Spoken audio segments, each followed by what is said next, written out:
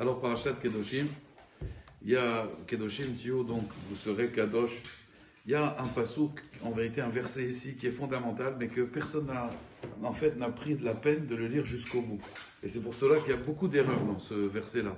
Il y a un verset très important que Rabbi Akiva, c'était son cheval de bataille, il disait Ve'ahavta l'ereacha kamocha. Tu aimeras ton prochain comme toi-même. Seulement le problème, c'est que les gens ils sont arrêtés là, en plein milieu du verset. Qu'est-ce qu'il y a marqué après? Ve'ahavta l'ereacha kamocha ani Hashem.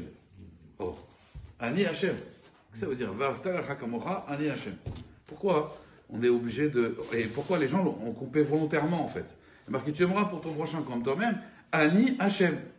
Qu'est-ce que ça veut dire ani Hashem? En plein milieu d'une mitzvah, ben Adam Lachavero apparemment. Tu aimeras ton prochain comme toi-même. Tu sais pourquoi? Parce que ani Hashem.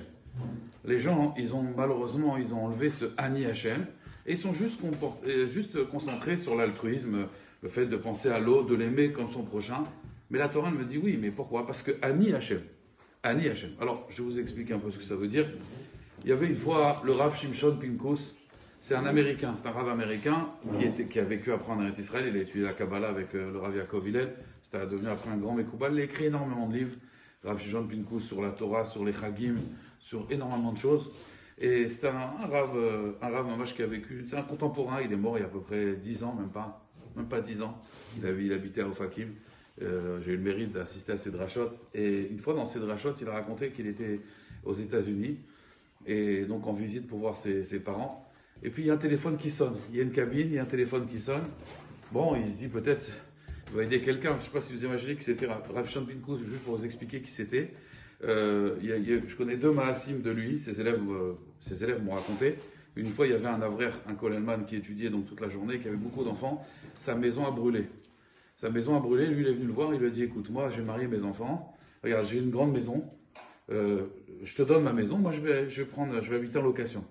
Et alors, il dit c'est-à-dire quoi, vous me donnez votre maison? Ben, je te la donne, elle est à toi. Elle est à toi, je te la donne, c'est-à-dire, je te la fais cadeau.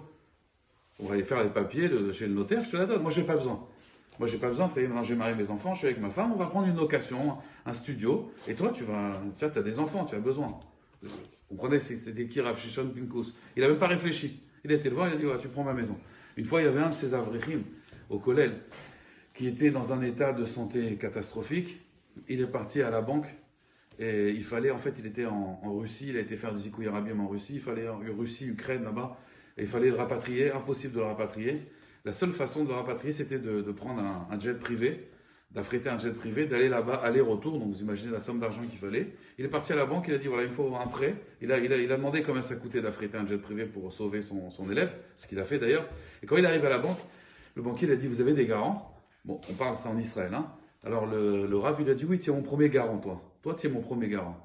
Alors il lui dit mais attendez, il lui dit oui, tu sais ce que je vais faire? Je vais sauver une vie là maintenant. Il y a un frère juif à nous qui est là-bas maintenant, qui est perdu en Ukraine, il faut le rapatrier d'urgence.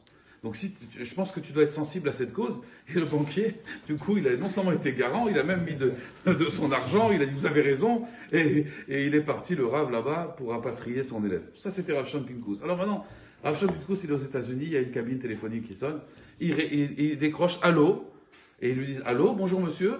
Il dit oui, vous voulez parler à quelqu'un peut-être, il voulait rendre service. Il a dit oui, c'est la radio. Voilà, on appelle à chaque fois dans une cabine téléphonique publique, à l'époque des cabines, hein, et donc on voulait savoir qui vous êtes. Alors il lui dit son nom, Rav Shimshon Pinkus, je crois qu'il s'appelle Lévi en plus. Donc vous êtes juif alors? Il a dit oui. Il a dit vous pouvez nous raconter une histoire juive?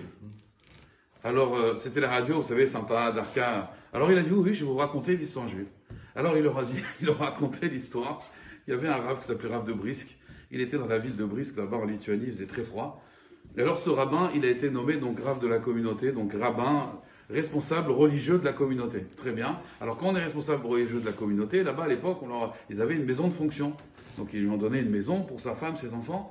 Et voici qu'il lui donnait beaucoup de bois pour se réchauffer. En hiver, là-bas, il fait très froid. Et il dit alors il a dit, alors cet homme-là, en fait, les responsables de la communauté, ils reviennent le lendemain dans la maison du Rav pour aller le chercher, pour aller à la synagogue, et puis il fait très froid dans sa maison. Puis il dit, mais comprends pas, Rav, vous avez pas mis le bois, vous n'avez pas chauffé la maison?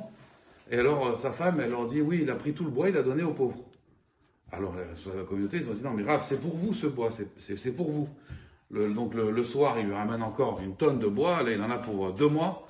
Et puis le lendemain, pareil, le même scénario, il rentre dans la maison du Rav, il fait froid. Qu'est-ce qui se passe? La cheminée ne marche pas? Non, la femme, elle dit, mon mari, hier, il a pris tout le bois, il l'a distribué aux pauvres.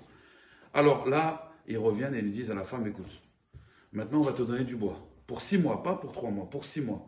Mais attention, si maintenant il donne aux pauvres, c'est du vol. C'est du vol. Il n'a pas le droit de leur donner. C'est pour vous, c'est réservé pour vous, c'est pas pour la communauté, c'est pour vous. Le lendemain, ils viennent à la maison du Rav et encore une fois, le même scénario, il fait très froid. Et alors là, les responsables communautaires s'énervent, ils disent, mais écoutez, votre mari, il n'avait pas le droit de faire ça. Parce que là, c'était réservé pour lui, c'est du vol. Ah, il a dit, non, non, non, mon mari, il l'a pas donné aux pauvres. Alors, mais il a dit, s'il n'y a pas de bois pour les pauvres, alors il n'y a pas de bois pour nous. Donc il n'a pas utilisé. Donc on est resté dans le froid. Alors il lui a dit, ça c'est une histoire juive. Vous comprenez? Alors bon, bien sûr, les goïms, ils ont dit bravo et tout, ils ont dit, mais ça, bon, c'est pas une histoire juive, c'est une histoire de rabbin, c'est une histoire de rabbin, c'est pas une histoire juive. Alors il leur dit pas du tout. Il y a marqué dans la paracha, Kedoshim Tiyu Ki Kadosh Ani. Il y a marqué Kedoshim Tiyu et encore une fois Ki Kadosh Ani. Chaque juif, en vérité,